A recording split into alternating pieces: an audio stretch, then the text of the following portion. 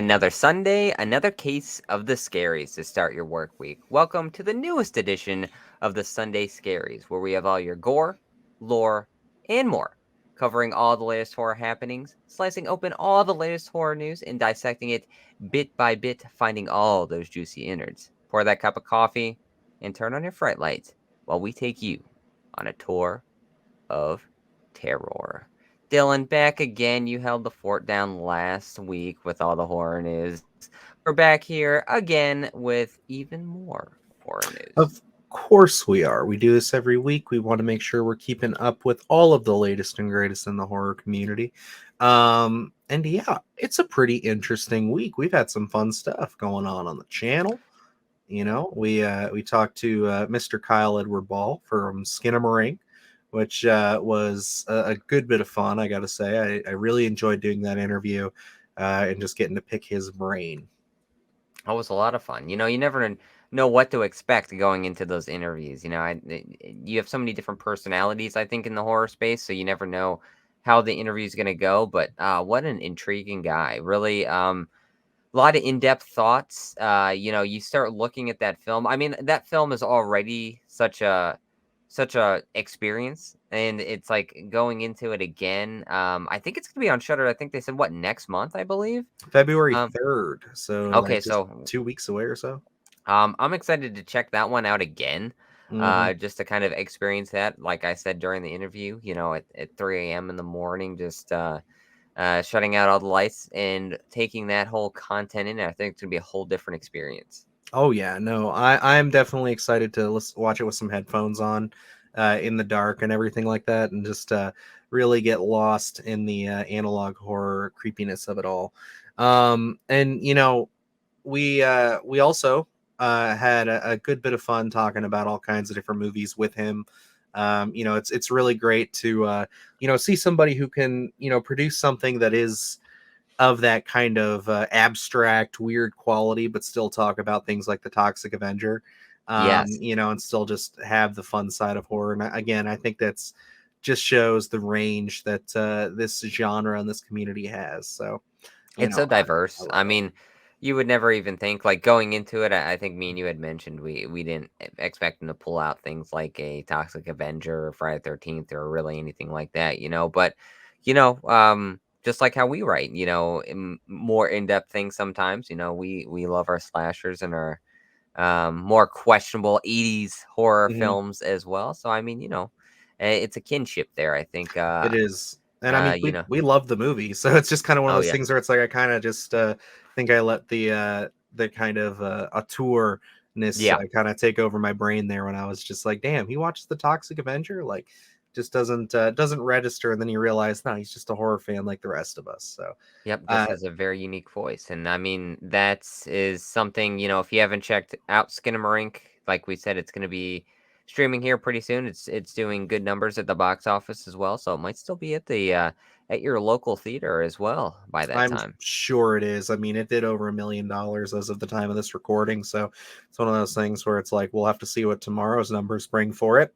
It'd be pretty cool if it got to two. That'd be a big deal for them, considering it was Let's a go.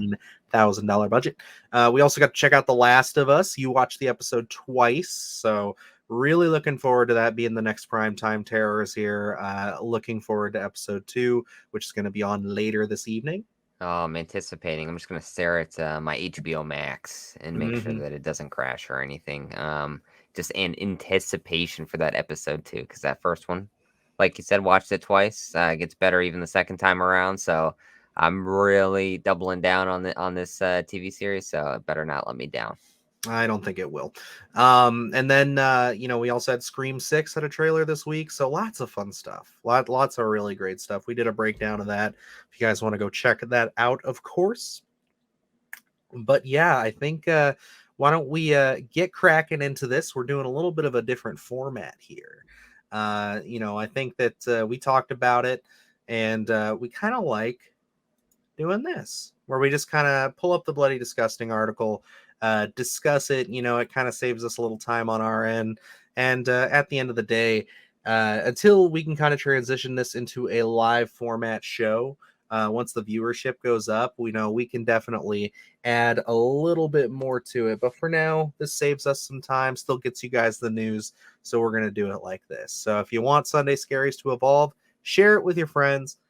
Get more people out there to watch it, because it's definitely, unfortunately, our lowest performer on the channel as far as our other content goes. But we love doing it. So, we want to make sure that we keep it going for you guys. We just want to make sure this is something you guys actually want from us too. So, all righty. So, well, why don't we talk Megan? Luke, we checked out Megan. Kind of a surprise for us, right? Yes. Very surprised. Yes, I don't think either of us expected that movie to be as good as it was. And it's one of those things where it's like, thinking back on it, it's not one of the all-time greats, but it's still a whole lot of fun. I still had a blast watching that in theaters. I thought it really balanced its comedy and its horror really well. Again, I think the biggest criticism I could throw at it was that you could easily tell that this was a rated R film at one point that Yeah. cut down. But nonetheless, we walked out of there saying we would see a second one. And it looks like that's going to be happening, but we do have to wait till 2025 because Megan 2.0 was officially announced to be hitting theaters January 17th, 2025. And yeah, it's pretty good. We got James Wan back, and Allison Williams and Violet McGraw are also back for the sequel, along with Akilah Cooper writing again. So we're getting the whole band back together, it seems like. We don't know about the director yet, but I would not be surprised if Gerard Johnstone makes an appearance down the road. Yeah. And I think this was kind of what the entire horror community was expecting and also anticipating after everyone who had seen Megan, just the quality of it and how much fun it was to be like, "Oh, okay, we're probably going to get a sequel out of this, where nowadays where everything gets a sequel." And I think for me, this one here is probably the most non-offensive kind of sequel that we could get, where it's like, I love the Black Phone. And then, 3 weeks after that film, we started talking, oh, there's an idea for a sequel out there. And it's like, how are you going to pull that one off? But I think like Megan here is one of those franchises where you can do a handful of films, and it's not going to tarnish any of the films before it, because it feels like they can almost be contained stories in a sense. And I know this one, we do have the returning cast, so we're going to kind of get that expansion of the story, which I'm very intrigued about to see how they do go about it. But using the AI thing, I think this almost creates that almost convenience of never really having to try to find a way to bring Megan back. It's like never ending. She can always probably show up in some other form if need be before she gets her original form back. So it makes sense that we're gonna get this Megan 2.0 here, and very intriguing that we're gonna get the original screenwriter back as well. So I really feel like Megan knows what it wants to be, and like you said, the biggest critique is probably that, everyone wanted that kind of rated R feeling to it. Do I think the next film will be rated R? I think it will be. After kind of already establishing itself in the horror community now, I think that community is probably gonna grow by 2025. So I think maybe we would be seeing rated R Megan in the theater in 2025. I think that's all going to depend on if we get that unrated cut. Personally, I think that would have to do some numbers on VOD for them to really feel encouraged for that, because I think they attribute a lot of this film's success to the broadening of the audience, because it became such a big TikTok craze and things for a lot of the younger fans to kind of latch onto. Yeah, there were a ton of people like us in the space who were a bit older and can go and C-rated R films that were into it, but we cannot underestimate how big of a trend Megan became for the younger viewers. So, Well, and I feel like, at that point in time, Megan was untested, so we didn't really know, other than the memes that we were getting, if, anyone was going to show up for this. I think now, after seeing that first one, we can really kind of get those younger fans pestering their parents or whoever to kind of get them to go out to that rated R kind of film, because, Halloween never suffered for its rated R rating. So, and they did pretty big numbers. So I think Megan, now that being established, in the horror community, and even younger fans being able to see that PG-13 version of it, I think will try and show up for that rated R cut. 100%. And I think that there will be a lot of people showing up for Megan again. I feel like this movie is going to do really well once it hits streaming. And again, I really think that an unrated cut or a rated R cut would also be a nice little gimme to horror fans and everything, and really just get us on the right path of just saying, yes, we know in for the box office sake, we wanted this to be bigger. We wanted this to reach a broader audience. Like you said, she was untested, but now that they can kind of see where it's going, just give it to us. I Yeah. want to see the gore. We want it. I want to see what she can do. So we will have to wait until 2025 to see more of Megan. We'll be But watching it rated R, PG-13 doesn't matter. We'll be there. absolutely. Alrighty, but let's take a look at the next story here, which we are talking The Killer, David Fincher and Seven writer, new thriller coming to Netflix in November. Big David Fincher fans on the channel. I don't think we've really had much time to talk about him. Personally, we've probably mentioned him here and there on the podcast, maybe a couple episodes of Sunday Scaries. But yeah, David Fincher is one of those people. If he makes a movie, I'm going to see it. It's as good as it gets. I mean, absolutely. And this one sounds interesting as hell, considering it is him joining forces again with his Seven scribe, Andrew Kevin Walker, which I think Seven was really what put him on the map for a lot of people. Like that's probably the one that a lot of people know him for. 3. Yes, I mean we do. We enjoy Alien 3, and I think that movie is getting its due. But it is one of those things where it's like, yes, at the time, Seven was the one to really get him out there for people. And of course, he's done a ton of stuff in this kind of murder, slasher, not really slasher, but true crime kind of angle. My favorite flick from him is actually Zodiac. So it's one of those things where it's like this definitely seems like it's following in those footsteps very similarly, as well as the Mindhunter series. Yeah. So I'm excited for this. It's got Michael Fassbender, Charles Parnell, Arliss Howard, Sophia Charlotte, and Tilda Swinton are all in the cast. So my gosh, what a cast already! Good. Yeah, it's got a pretty great cast. And it's a thriller after a fateful near miss. An assassin battles his employers and finds himself on an international manhunt. He insists isn't personal. So, I think that this is definitely going to emulate those vibes of the true crime kind of aesthetic that we get from him, but going a little further in with more of like I don't want to say John Wick in the sense of, that being a slam bam action kind of thriller, but this is more going to be, I think, a little more subtle of that, but we're still going to be dealing with assassins and things of that nature. Yeah, and obviously with David Fincher, you can pretty much bet on a darker take here. I'm intrigued. I think this is based on a graphic novel. As I was reading, I haven't actually taken a look at the graphic novel. I definitely love seeing those adaptations, so I definitely want to crack that open before November comes around. I think overall this concept's intriguing. Obviously, the pairing here is also probably like the biggest talking point. So, I mean, huge Mindhunter fans here. David Fincher's just got a great knack for that dark storytelling in that kind of slow pacing. I don't know. Did this say how long or how many episodes this is going to be? Is this going to be episodic, or is this? I believe this is a movie. Is it a full length? Okay, I wasn't sure if they were going to go like a mini series or it says the upcoming movie will adapt Alex Nowitz's self-titled graphic novel. Okay, so now I see I'm intrigued now because it's like I'm trying to think. So he's been with doing Mindhunter for so long. What was Fincher's last film? Mank. That's right. I didn't see Mank either. You didn't? No, you spoke highly of it. That was when was that? That was during COVID. Yeah. Okay, yeah. So I have a big gap in watching a lot of stuff during quarantine and COVID and everything. So I'm gonna have to check that one out. So I haven't seen a David Fincher film in a minute. I keep going back and doing my rewatches of Mindhunter, but I'm really intrigued with this one. I think the concept's going to be a lot of fun. I love his dark takes on everything. So yeah, I'll definitely be checking this one out. Love that it's on Netflix. Going to be easily accessible. So yeah, we'll see what he has.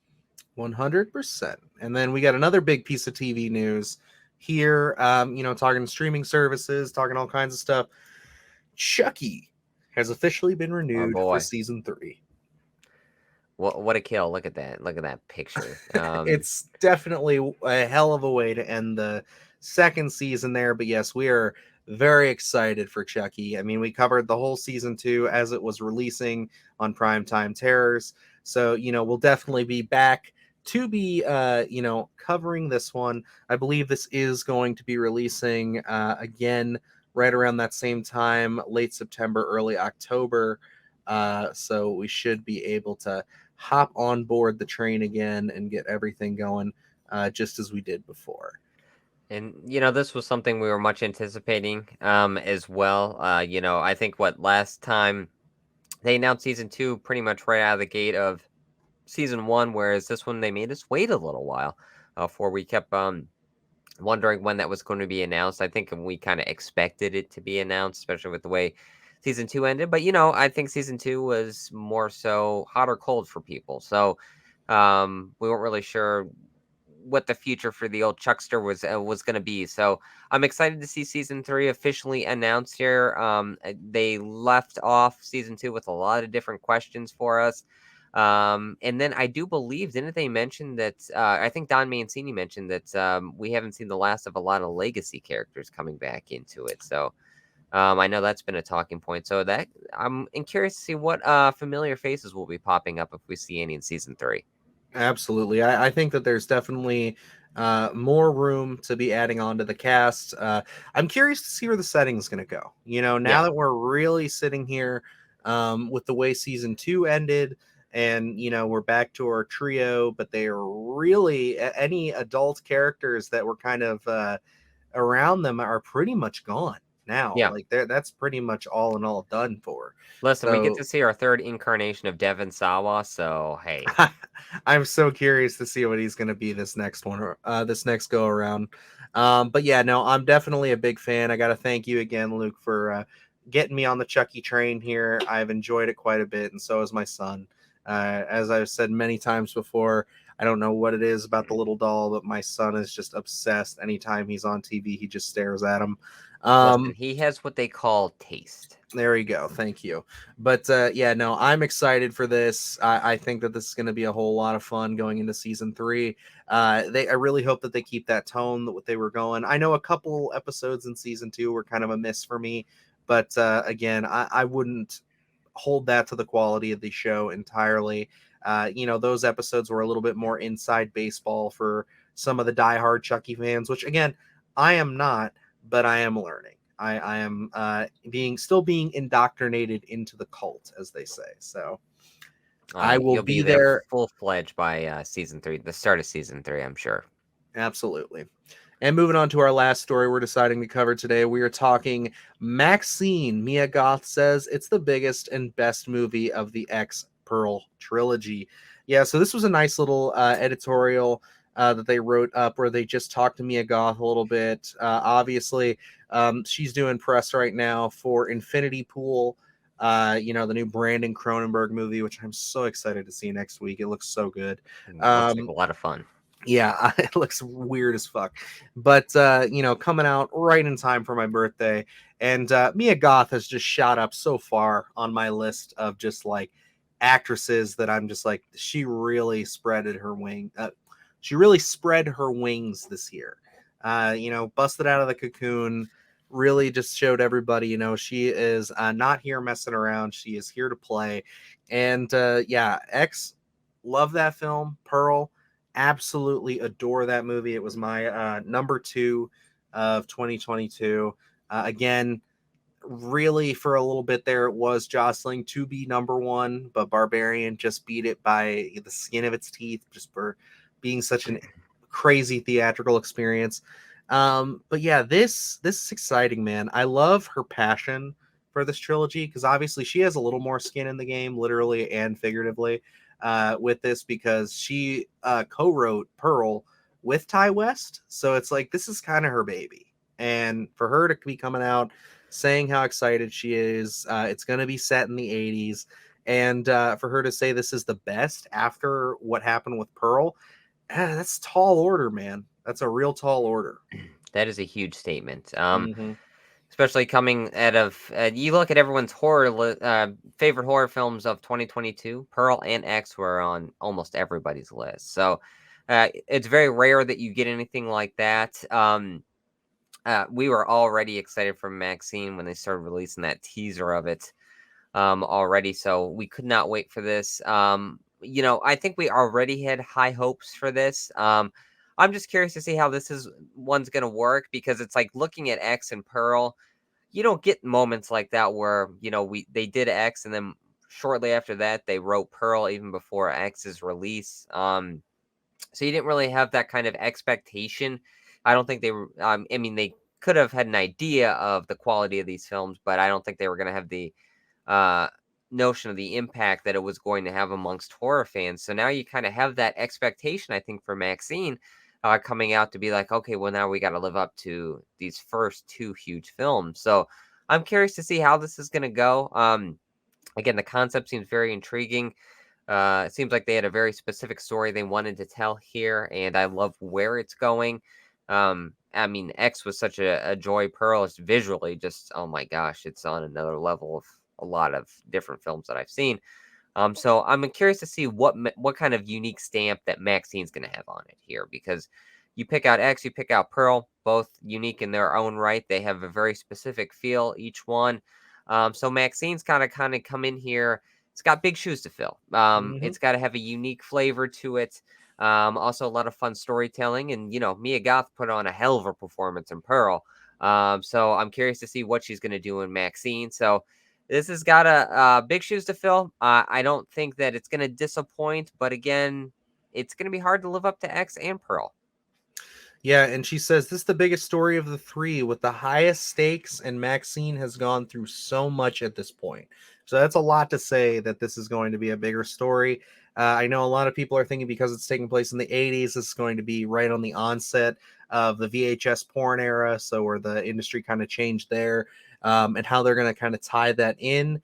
I'm wondering if the events of X are catching up with Maxine's character in any way, shape, or form, Yeah. or if there is going to be, maybe a family member we did not hear about, or somebody coming back to handle all that. I don't know.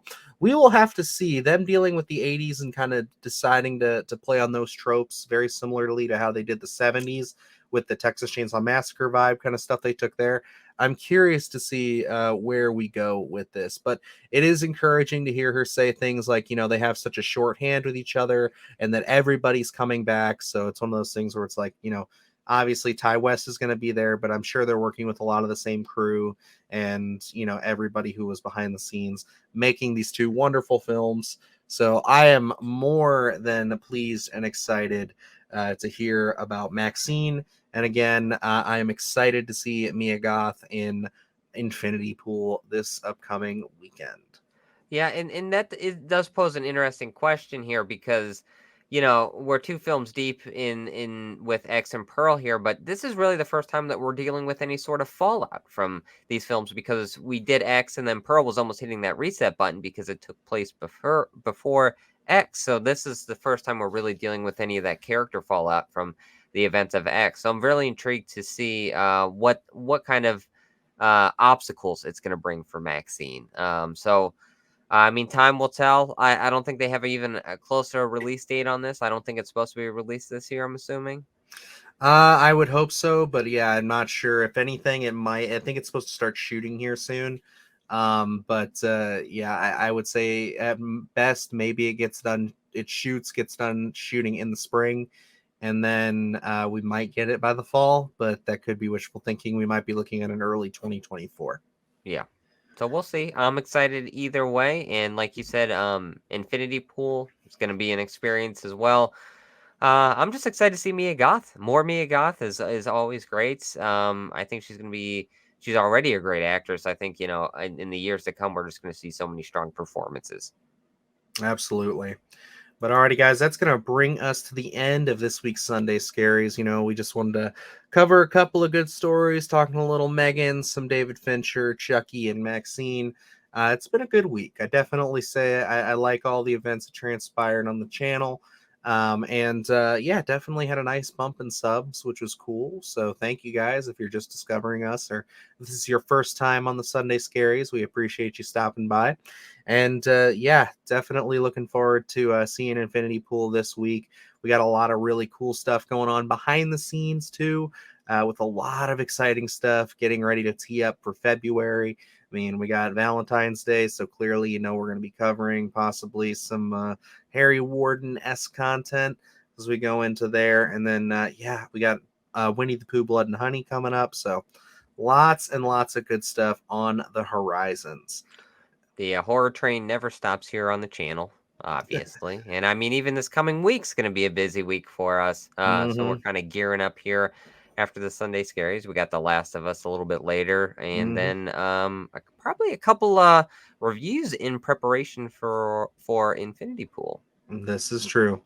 So yeah, definitely keep it here for all your horror news, of course, guys. And again, if you're just stumbling across the channel and you have not yet subscribed, hit that button for us. We are on our way to 1,000 subscribers. Trying to get there before our year mark, before our anniversary. It'd be amazing if we could. And yeah, check out all the stuff we talked about at the top. Interview with Kyle Edward Ball, Skinamarink reviews, all that good stuff. The Last of Us, it's all here for you. So, alrighty. But I guess until next time, I am Dylan Newell. And I'm Luke Janesco. And remember, stay scared.